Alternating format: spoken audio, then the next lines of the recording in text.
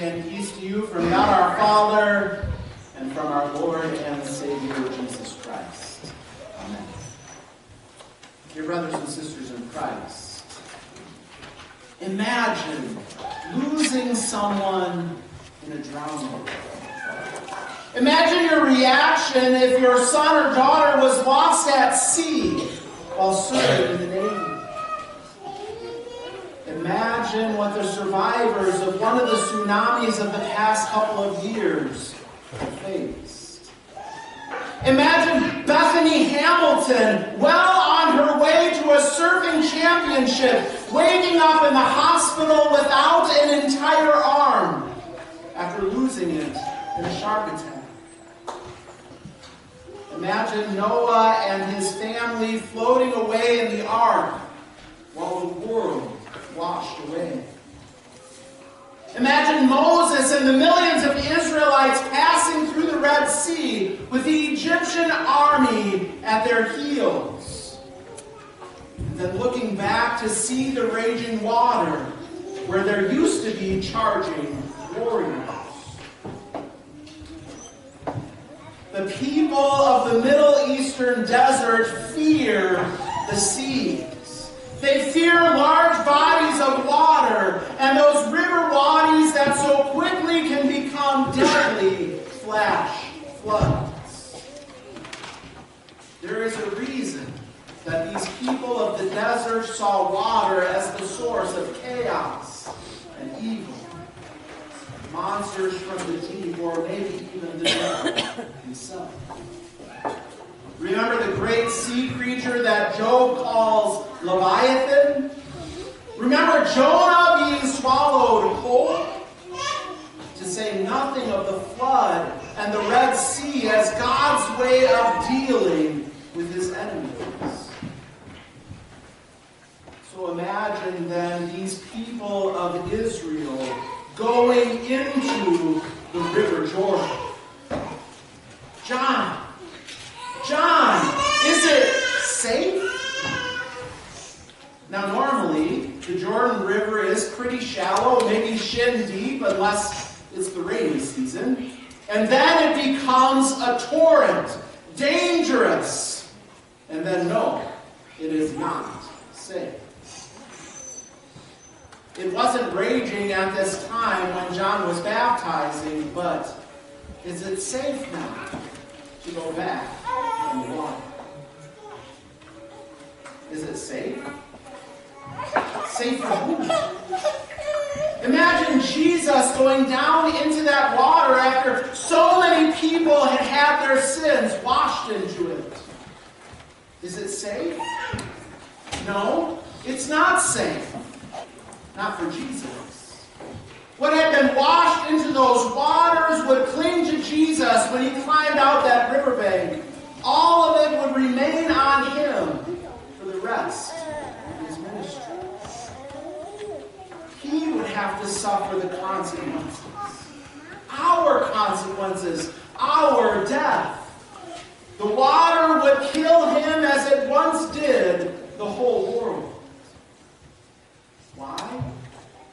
Because if it did not, then all righteousness would not be fulfilled. God would not be pleased. There would no longer be peace on earth and goodwill toward men. Now again, imagine how many sins are, were, and will be washed into that water until the end of time.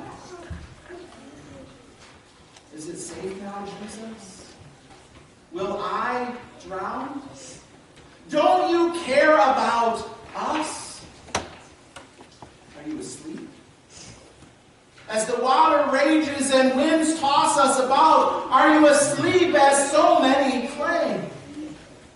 Are you going to let us die? Will I die? How many are asking these questions? How many throughout history have asked these questions?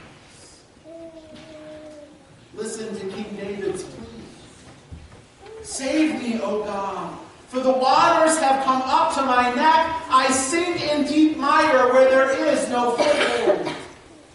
come into deep waters, and the flood sweeps over you. Whose life is this song all about? Yours. David's life, many times sure, but in reality, this is Jesus. Did you know that? Did you realize what Jesus went through, what he felt, how his body was ravaged for all that we have done and left undone? Down into darkness, depression, sweating blood, and so cold. But then Jesus gets up, and by the voice of creation says, "Be still." And the wind and the waves, the water, obey him, just as it always has. Who is this that we have with us? What sort of man is he? His answer, "I will never leave you nor forsake you." It is just me, and I have come to make it safe again so that you can live. Listen to his words through the prophet Isaiah. "He who created you, O Jacob, he who formed you, O Israel, fear not, for I have redeemed you. I have called you by name, you are mine. When you pass through the waters, I will be with you. And through the rivers, they shall not overwhelm you. When you walk through fire, you shall not be burned, and the flame shall not consume you. For I am the Lord your God, the Holy One of Israel, your Savior."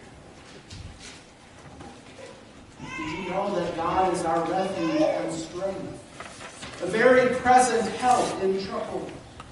"Therefore we will not fear, though the earth give way, though the mountains be moved into the heart of the sea, though its waters roar and foam, though the mountains tremble at its swelling. There is a river whose streams make glad the city of God, the holy habitation of the Most High. God is in the midst of her. She shall not be moved. God will help her when morning dawns." God promises to lead us beside still waters, because he himself has stilled them. In that city of our God, as St. John saw, there is a sea that is so calm, it is like a mirror of glass. Yes, but do I still have to go under? Won't I be covered with water? Don't I still have to die? Yes, Jesus says all of that. Do you remember that little 12-year-old girl, Jairus' daughter? Jesus said to her, "Talitha kumi," which means, "Little girl, I say to you, arise." She did, just like the only son of a widow from Nain, just like Lazarus, and just like Jesus, all because he is the resurrection and the life.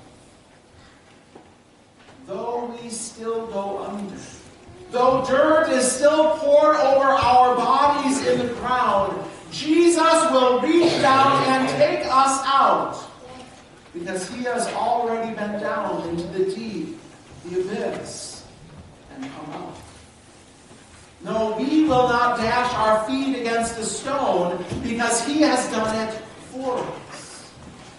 Our death will be merely a sleep, because Jesus has died our death. The sting of death is no more. Therefore, the psalmist's prayer can be powerful.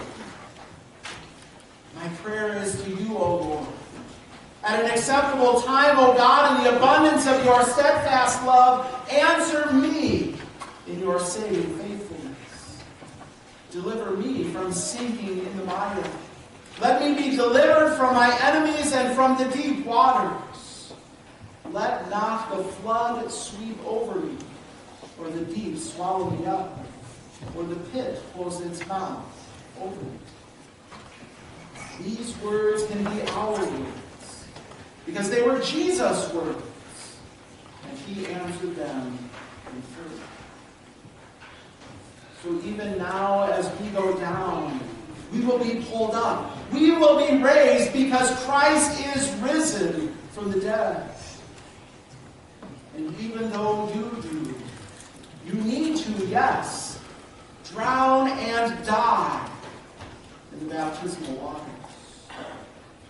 We are to drown and die daily in this life. Yet we to arise because he is risen, and we arise to newness of life, as St. Paul says. All righteousness has been fulfilled by Jesus. The sins are left behind for him in the water to take up to the cross. Yes, that same water that covered the earth, that covered Egypt's finest and mightiest, the water that covered Jesus, the water that held so much power, the power of creation from the beginning, that water has now become the new power of recreation. The water that washed away so much filth, so much disease, so many contaminants, so much fear and death. It is safe because the water has been cleansed by Jesus. It is safe now to go back into the water and remain because Jesus went in and came out again. Even though the sins of the whole world were washed into that water, they were lifted out, placed upon him. They were embedded in his pure and clean flesh, in that body that died and was buried. For when Jesus said, "It is finished," it was. And all of that, the sins of the whole world, became lost at sea, buried in the earth, entombed in rock, never to return. We are God's people, arisen in new life from death, a new and holy race, pleasing and acceptable to God. You and I, the church of Christ's body, were dead from water, and we are alive again in Christ Jesus. Christ is risen. This is what Christ has done, and it is marvelous in our eyes. And looking down with all righteousness fulfilled, the Father indeed is well pleased. And looking down with us in Jesus, in water, in death, but now in life, in his life, the Father is well pleased with you and me. We in him, he in us, dead and raised to life everlasting. Indeed, it is safe to go back into the water and to remain there. Remain in Christ Jesus.